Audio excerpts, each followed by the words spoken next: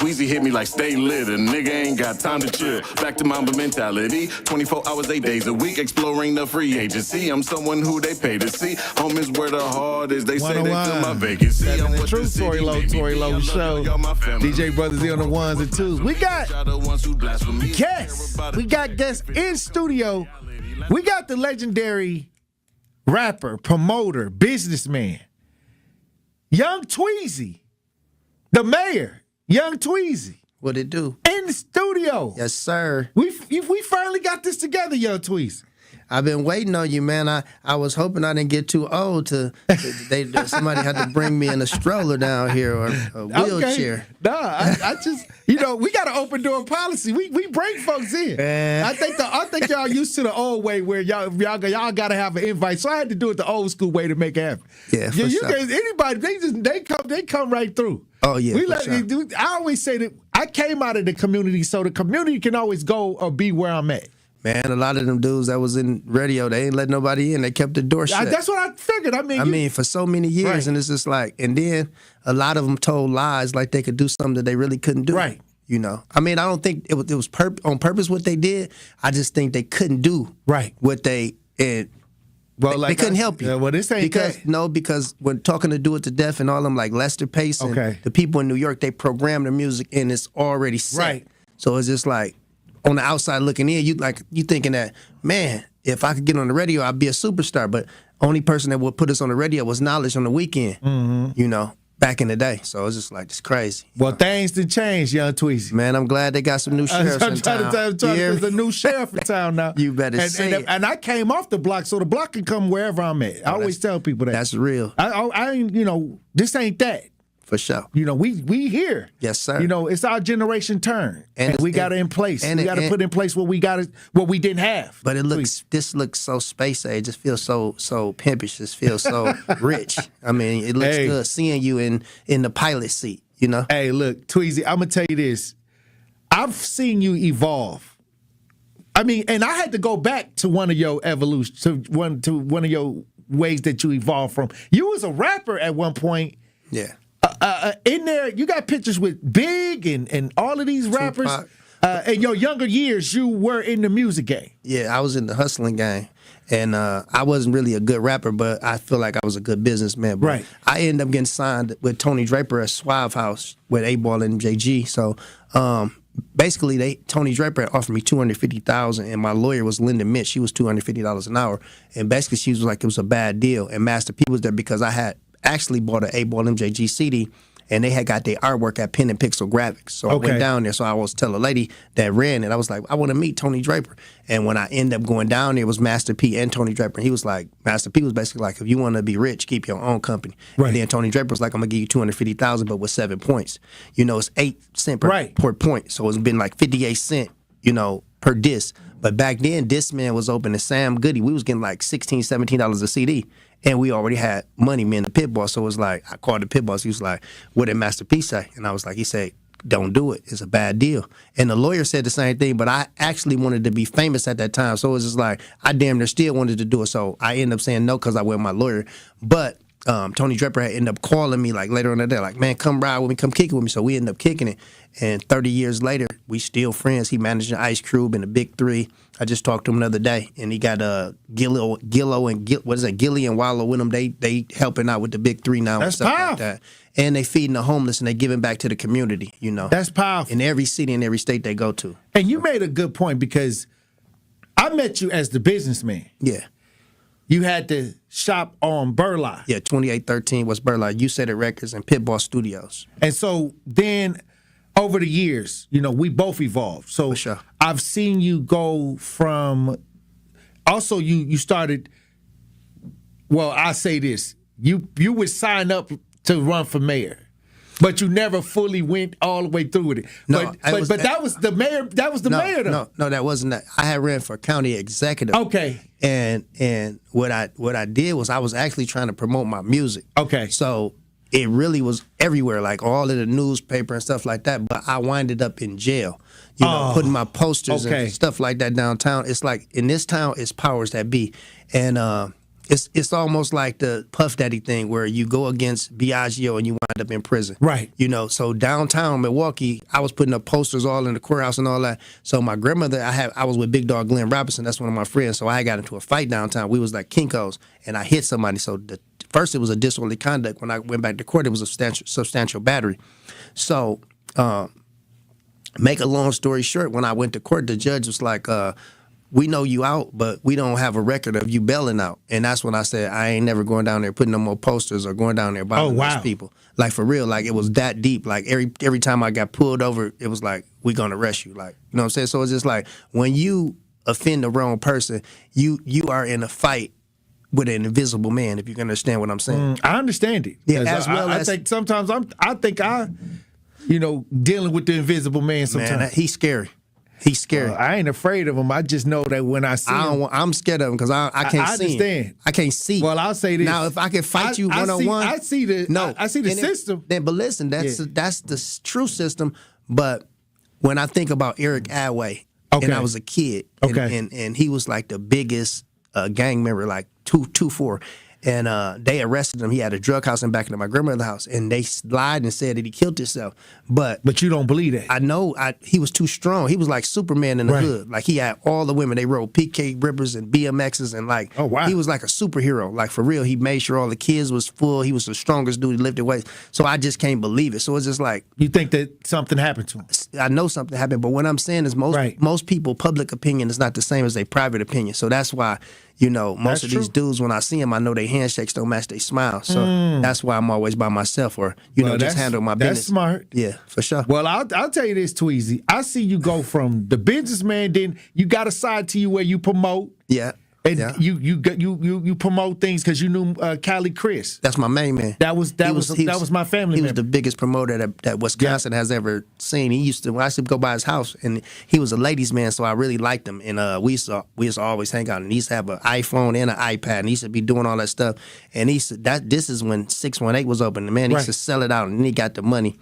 And man, the man just had money in all his pockets, and I just be amazed by him. So now I'm hosting that element, and shout out to Nick, and I got Steve the Stoner coming this Friday with Manny Fresh, and then this is July 11th, and then August 8th I got Big Lex from the Baddies coming. So we just promoting, and on the 13th we got Big 18 and Micah's birthday at Prime Social. So I'm doing a lot of promotion right now in the city of Milwaukee. That's what I'm doing. And that's what I see that you do the best. You know? Yeah.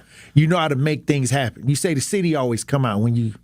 Yeah, mention my name, bring the whole city out. And then you got boom. Yeah, that's the new slogan. Okay. And everywhere I go, they be like, boom. I be in the grocery store and I hear it and I'm like, they be like, where did that come from? And I be like, man, I don't know. But it took a life of its own. So everywhere I go, I hear it. I think I got to get some shirts and some hats. That's what I'm going to do next. Because everywhere I go, like the kids and everybody, they so excited for me to say that. And I don't even know where it came from or how it came about. Now, also, I've seen how you was able to evolve as far as like rebranding yourself every time. Yeah. And so you went from backstage Tweezy, hanging out backstage, to front row Tweezy. Then the Jumbotron Tweezy. Yeah, again, that's what I'm saying. So,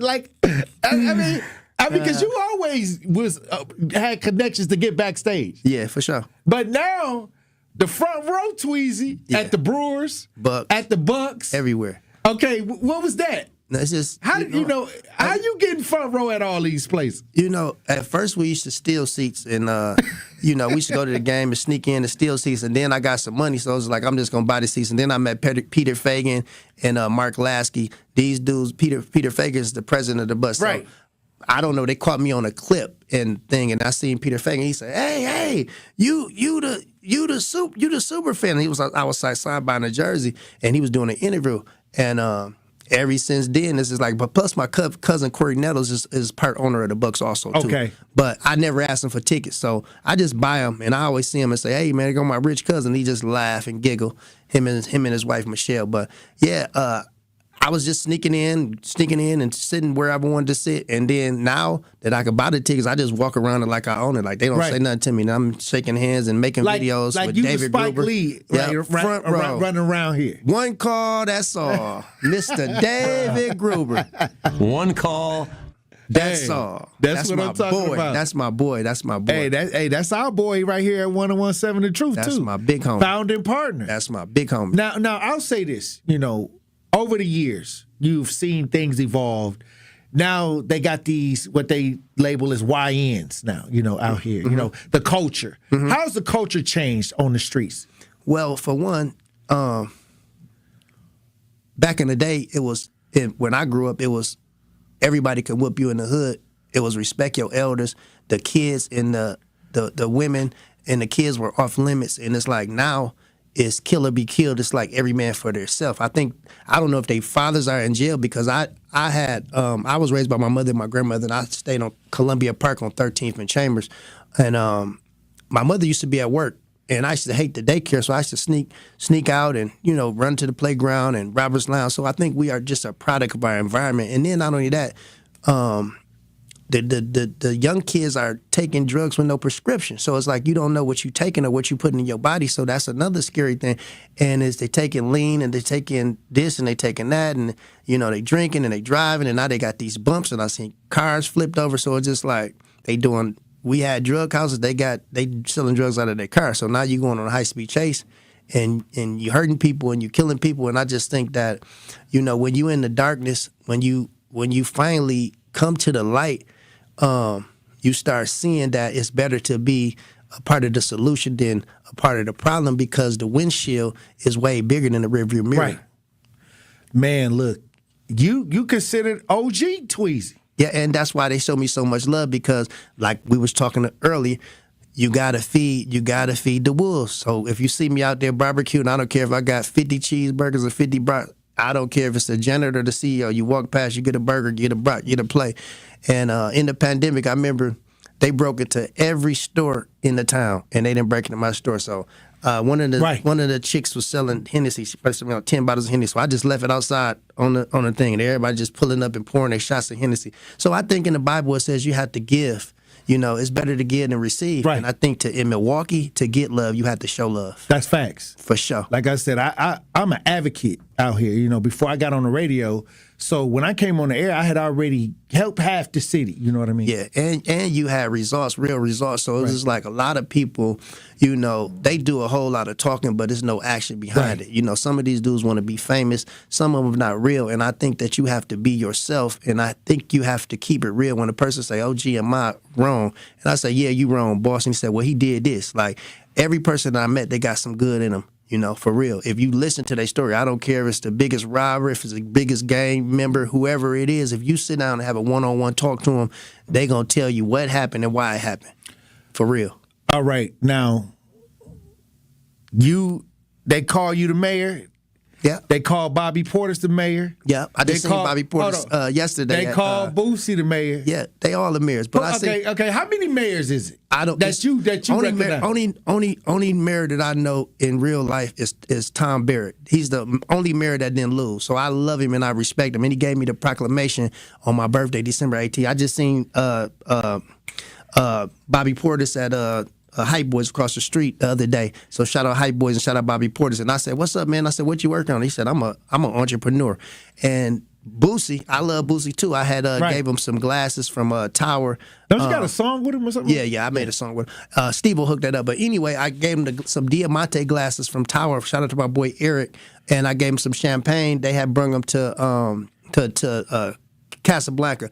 And even before that, Reggie Brown had introduced me to him at his birthday party. Shout out to Reggie Brown, a big homie.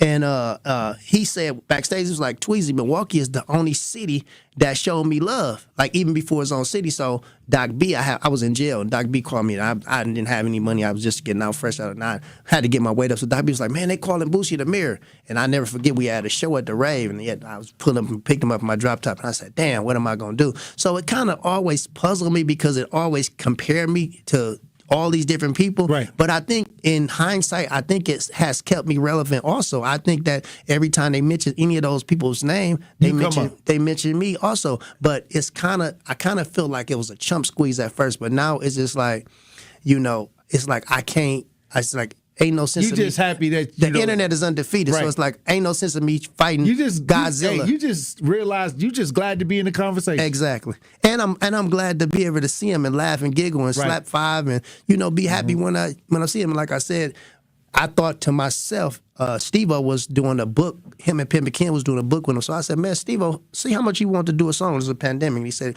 well, we can do it for $10,000. I said, nah, that's a little too much. So Steve-O ended up talking to him, and I think we ended up doing the song for $5,000. And I think that kind of, settled a lot of the noise also. But people in Milwaukee really love Boosie. Like, they just really love him for some strange reason, Well, before we run the break, I'm going to give you the last words. What do you want the community to know about Tweezy? Well, I started with nothing, and I plan to end up with everything. It's just like, you got to crawl before you walk, and you got to listen more than you talk. It's just like, I want to help the elderly. I want to help the homeless. I want to help the children, and we're doing a big thing. I just got a sponsorship from Century and Mark Wade. We're going to do something in August with the book bags and the free haircut with DJ the Barber. And, I just want to be a part of the solution and not a part of the problem. And, my big homie, Do It to Death, he just got a pardon from the governor. Yes, sir. So, Redonte Astor, shout out to him. Congratulations.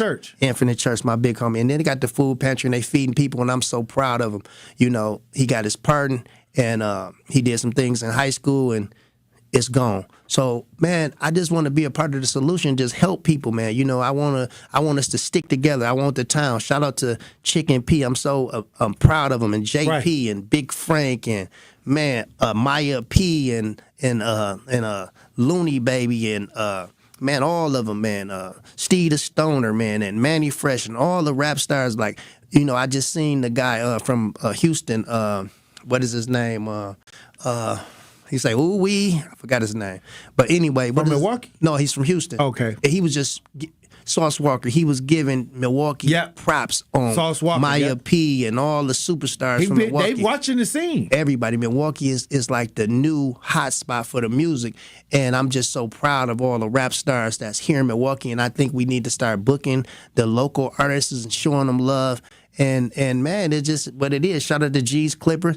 I was just with him. Shout out to Johnny Jones for 4th of July. I went out to Johnny Jones' mansion out in River Hills, and G's Clippers was there, and they was just telling me, man, how proud they are of me. And I was basically saying to them, thank you for showing me and paving the way, because G's Clippers had the biggest barbershop, and he had Big Dog Glenn Robinson. He had Tim Scott and all. I mean, he was working with the Bucks. He was working with the Bucks and Ray Allen and all those dudes. And he had some of the biggest white parties and black parties that the city has ever seen. So for him to give me my props and call me and check on me, him and Mark Wade, it really makes me proud.